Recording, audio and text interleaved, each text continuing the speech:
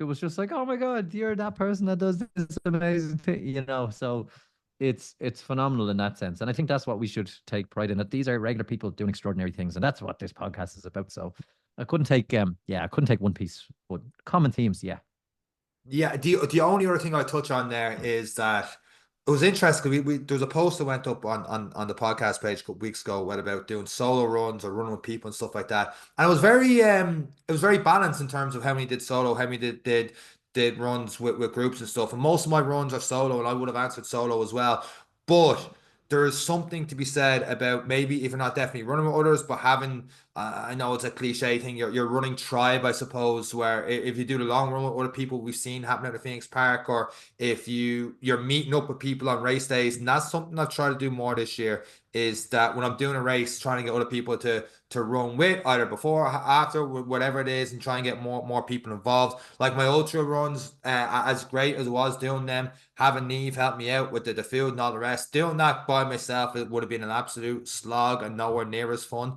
But then, like, even the 5Ks and stuff like that, running with people, hey, how'd you get on? And meeting up before and after the big group photos and all that kind of stuff. Having those running groups and being like, having shared goals with other people was something that at the start of this year I wanted to do a lot more. I felt like I didn't do enough events in 2023. I was injured for a little bit during the summer, but still, even opposite sides of that, we've had people that are like, oh, I'm doing this event.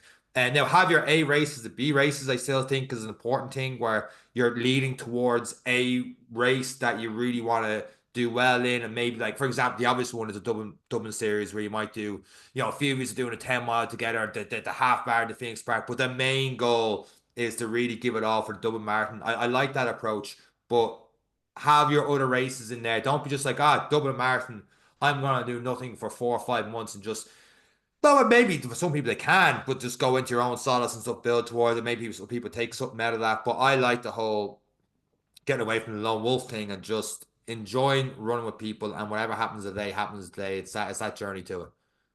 Just one part I found from running on my own for so long, because I don't really, okay, I had a couple of running groups out here for a little bit, but for the most part, I've always been running on my own. Maybe it's an Irish thing. I don't know. People can maybe comment and tell us what it is, but Sean has been doing really well. I'm only getting back into running, and Sean says, "Come on, running with me." And I'm like, "Oh no, you Yeah. run really fast." And oh my God, my heart rate will be in the 190, blah, blah, blah, blah. And all of a sudden, I hate running. Yeah. Oh, I hate Sean. I hate running. I'm not running with you. And I don't know what that is. And I think what's changed a lot in my psyche is no problem. I'll go running with you.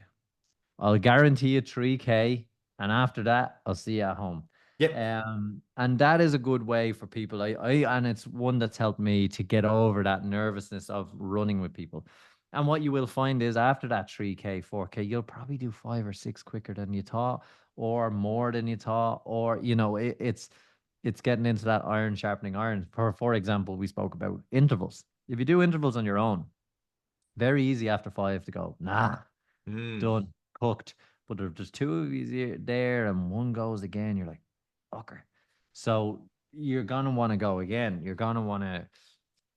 It's kind of like with you with the backyard ultras. Don't die in the chair. At least get to the start line. And if it's not at your 4 minute pace and it ends up as 400 meters at a 5 minute pace, at least you did 400 meters. So I do think it's one hard element from being a solitary runner to getting involved with a group, especially when you know people in that group far surpass your ability. It is daunting,